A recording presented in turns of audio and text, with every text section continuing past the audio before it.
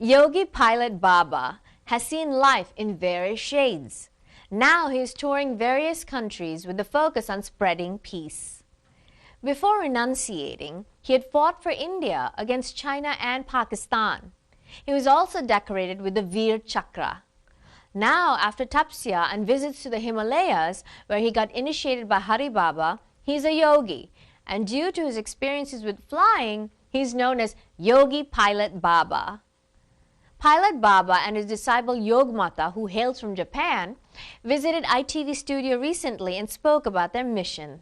अब आपके संदर्भ में देखें, जब आपको वीर चक्र की उपाधि से सम्मानित किया गया था, आपकी वीरतापूर्ण जो भागीदारी रही। अपने समय के जी सन 65-66 के हम विश्व के सबसे अच्छे पायलट में गिने जाते थे, क्योंकि हमने आपको दुनिया में सबसे नीची ऊंचाई पर उड़ान भरने वाला पायलट था आपको। क्या बात। और उसके लिए गिनी बुक में रिकॉर्ड था, और उसके लिए मुझे अवार्ड दिया गया था वीर चक्र। और विशेष फ्लाइट के लिए नेफा में सैनिकों के सहयोग के लिए आपको विशेष सेवा मेडल से किया गया था राष्ट्रपति के द्वारा। यह सब तो क्योंकि देश के लिए था, राष्ट्रीय हित के लिए था। उस वक्त हम लोग की अपनी खोज नहीं थी, हम मन को जानते थे, मन के विज्ञान को जानते थे। मन की जो प्रभाव प्रभुत्व है सारा दुनिया में, उसके प्रभाव को जानते थे। मन एक अहंकारी चीज़ है। मन अहम के साथ जुड़ जाता है तो मरता है, जीता है अपने अहंकार के पालन करने के लिए। और इसी के चलते हमारे अंदर अंदरूनी द्वंद्व होता है। हम उन अतीतों को नहीं भूल पाते, लेकिन इसमें जब हम अस्तित्व की ओर यात्रा करते हैं तो अतीत हमारे लिए नहीं होता। समय का कोई भविष्य नहीं होता, समय का कोई अतीत नहीं होता, समय केवल वर्तमान बन जाता है। जब हम सेल्फ के ओर बढ़ते हैं, अस्तित्व की ओर बढ़ते हैं, तो हम आपके समय के उस क्षण से जुड़ जाते हैं, एक पल से, जो पल हमेशा पल ही रहा है, उसमें कोई परिवर्तन नहीं होता है।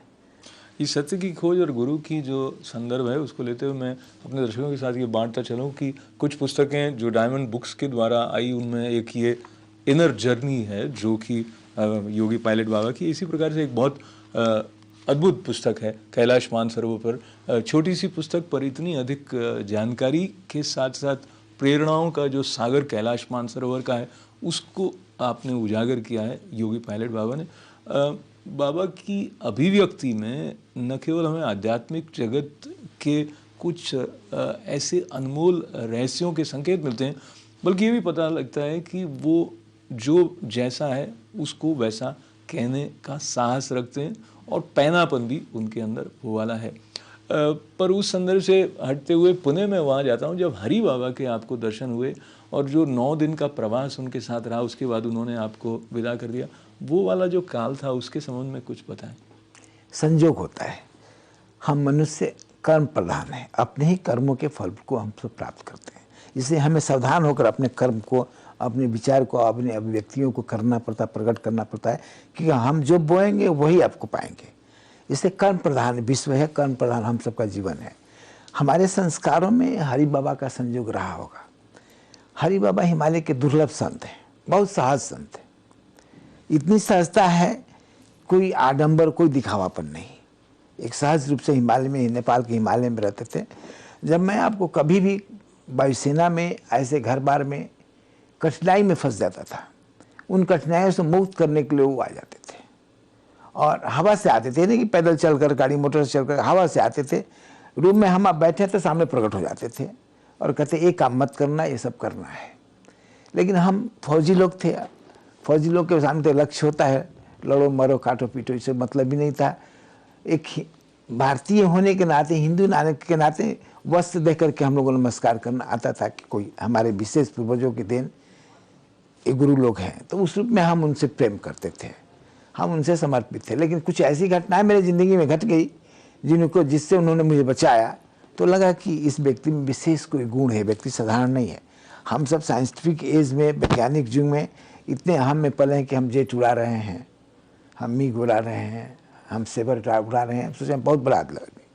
लेकिन उनके सामने देख करके हम लोग अपने आप को बच्चे समझने लगते थे। इस व्यक्ति के अंदर में क्या रहस्य छिपा हुआ है कि जो हमारे अंदर होने वाली भावनाओं को पढ़ लेता है, जो हमारे आगे होने वाली घटनाओं उसको जान लेता है और उसके पहले आकर पहचान संकेत कर लेता है।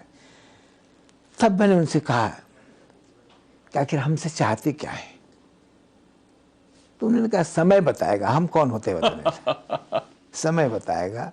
और ऐसा हुआ आपको कि एक बार मिग एक्सीडेंट करने से उन्होंने मुझे बताया, और किस तरह से बचा, रहस्यमय ढंग से कि 34-35 हज़ार फीट की ऊंचाई पर आपको मिग के कॉकपिट में प्रवेश करना एक व्यक्ति का बहुत, हम लोग अनुमान नहीं लगा सकते हैं। जब विपदा में है, जीवन और मृत्यु का संघर्ष चल रहा है, किस पल मिग क्रैश कर जाएगा और किस पल हम इस शरीर से मुक्त हो जाएंगे, ये हर मिनट हम इसको वॉच कर रहे थे। अचानक लगा कोई व्यक्ति कॉकपिट में प्रवेश कर रहा है, थीन शीशे से पार करके साक्षात एपियर होकर कहता कि फ्लाई दिस वे, उन्हें नेविगेट करता है और फ्लाई करने की तरीके को दे करके अच्छे तरीके से हमें आपको जहाँ से टेक ऑफ किया था नेफा में, एक छबुआ एयरपोर्ट स्टेशन है आपको डिब्रूगढ़ और तिनसुकिया के बीच में, वो छबुआ स्टेशन लैंड करता है और उन सबों के सामने प्लेन से बाहर आता है व्यक्ति। सभी कमांडर वहाँ हैं, ग्रुप कैप्टन है, एयर कमांडर है, विंग कमांडर, सभी लोग इमरजेंसी लैंडिंग की प्रतीक्षा कर रहे हैं कि मिग कैसे सेफ्टी लैंड कर रहा है जो आउट ऑफ ऑर्डर हो गया है। और सब लोग सरप्राइज करते हैं कि इस छोटे से पिट में ये व्यक्ति कब चला गया है। और वो व्यक्ति निकलता है वहाँ के सबसे बड़े असिस्टेंट कमांडर से, उस युग में धती करा था, एयर कमांडर धती करा था, उसे कहता है mister you have a cigar, he says take give me, then he offered his cigar, then he went to another, Mr. Malik, you have a lighter, yes, give me. He lit the cigar and then he walk out. He hypnotized everyone, no one questioned to him, किसी ने उनसे प्रश्न नहीं किया, सब hypnotize हो गए। और जब थोड़ा दूर वाक होकर चले गए, जब कुछ झाड़ियों से मुड़े, मैं समझ गया तो चले गए, तो ऑफिसर कहते care about him, उनको देखो, उनको मैं कहा sorry sir, he has gone now, he is no more here, he has gone. They run to see him, they found there is no one. मैं कहा yes, he has gone. So who was? मैं कहा also I don't know. You can see like a man, simple. He was not in uniform, just he was a simple man with saffron cloth.